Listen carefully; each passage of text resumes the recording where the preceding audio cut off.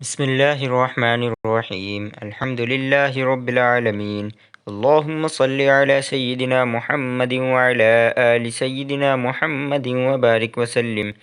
فاعوذ باللہ من الشیطان الرجیم بسم اللہ الرحمن الرحیم یا ایہا الذین آمنوا لا يحل لكم ان ترثوا النساء کرہا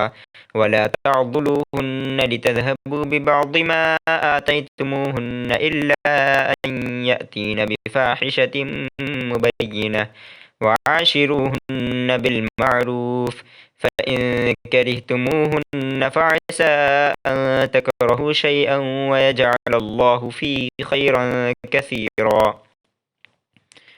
سورہ نساء آیت نمبر 19، پارہ نمبر 4، پارہ رکوع نمبر 14، سورہ رکوع نمبر 3۔ ترجمہ: مومنو، تم کو جائز نہیں کہ زبردستی عورتوں کے وارث بن جاؤ، اور دیکھنا اس نیت سے کہ جو کچھ تم نے ان کو دیا ہے ان میں سے کچھ لے لو۔ انہیں گھروں میں مت روک رکھنا، ہاں اگر وہ کھلے طور پر بدکاری کی مرتکب ہوں تو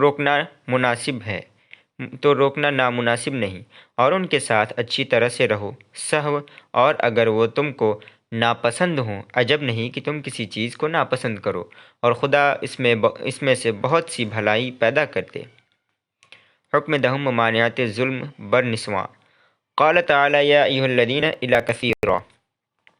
آیت ربط: اس آیت میں بھی من جملہ تعدی حدود اللہ کی ایک خاص صورت کو بیان فرمایا کہ عورتوں کا زبردستی مالک بن جانا یہ بھی حدود اللہ سے تجاوز کرنا ہے۔ زمانہ جاہلیت میں یہ رسم تھی کہ جب کوئی شخص بیوی چھوڑ کر مر جاتا تو اس کا سوتیلا بیٹا جو دوسری بیوی سے ہوتا یا کوئی اور وارث آ کر اس بیوہ عورت پر کوئی چادر یا کپڑا ڈال دیتا اور یہ کہتا کہ جس طرح میں میت کے مال کا وارث ہوں اسی طرح اس کی بیوی کا بھی وارث ہوں۔ اس کے بعد اگر وہ چاہتا تو بغیر مہر کے خود اس سے نکاح کر لیتا یا کسی اور سے نکاح کر دیتا، مگر اس کا مہر خود لے لیتا، یا نہ خود نکاح اور نہ کسی سے اس کو نکاح کرنے دیتا، تاکہ وہ جب مالدار بیوہ مر جائے تو اس کے تمام مال پر قبضہ کر لے۔ اللہ تعالیٰ نے ان تمام ناشائستہ افعال سے منع فرمایا اور ارشاد فرمایا، اے ایمان والو، تمہارے لیے یہ حلال نہیں کہ تم زبردستی عورتوں کی جان و مال کے وارث بن جاؤ۔ مطلب یہ ہے کہ تمہارے لیے یہ حلال نہیں کہ تم عورت کو میت کا ترکہ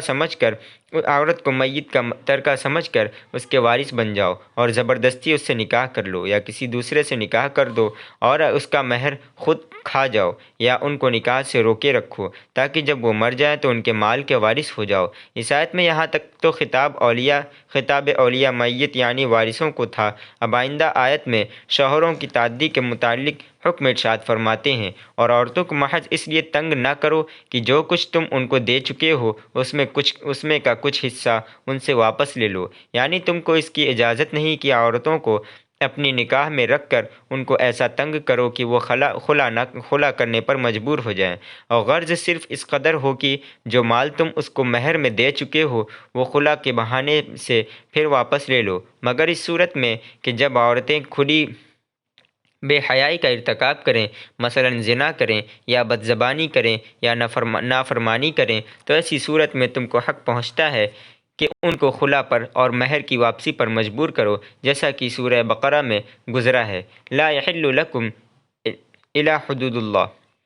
یعنی زنا اور بدزبانی اور صریح نافرمانی کی صورت میں عورت کو مجبور کر کے مہر واپس لے لینے میں کوئی مضائقہ نہیں، جیسے آج کل کے بعض آزاد عورتیں کہ جہاں چاہیں پھرتی ہیں، ان کو خلا پر مجبور کرنا فقط جائز ہی نہیں بلکہ امید ہے کہ عند اللہ واجب ہی ہوگا۔ جب عورت کی آزادی سے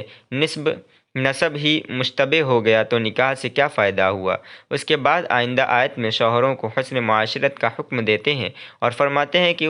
اور عورتوں کے ساتھ خوبی کے ساتھ گزران کرو، یعنی حسن اخلاقی کے ساتھ پیش آؤ اور نان و نفقہ کی خبر گیری رکھو، اور اگر کئی بیویاں ہوں تو عدل و انصاف کو ملحوظ رکھو، پس اگر کسی وجہ سے تم ان کو ناپسند کرو تو صبر اور تحمل سے کام لو، شاید عورتوں کی کوئی چیز تم کو ناپسند ہو اور اللہ اس میں بہت سی خیر اور خوبی پیدا کر دے، یعنی اگر تم کو کسی وجہ سے اپنی بیویاں ناپسند ہوں تب بھی ان کے ساتھ حسن اخلاق اور خوبی اور نرمی کے ساتھ معاملہ کرنا چاہیے، شاید ان سے کوئی اولاد صالح پیدا ہو جائے جو دنیا اور آخرت میں تمہارے کام آئے، تو اس وجہ سے تمہاری کراہت و نفرت مبدل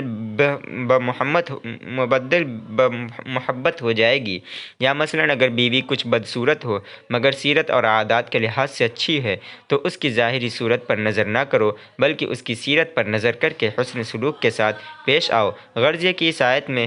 اس امر کی ہدایت کی گئی ہے کہ اگر کسی وجہ سے بیوی ناپسند ہو تو اپنی طبیعت پر جبر کر کے صبر اور تحمل سے کام لو۔ اگر ان میں کوئی چیز ناپسند ہو تو شاید کچھ خوبی ہو، اور عقل درجہ یہ ہے کہ صبر کا جر تو کہیں ضائع نہیں ہو سکتا۔ وآخر دعوانا الحمد للہ رب العالمین۔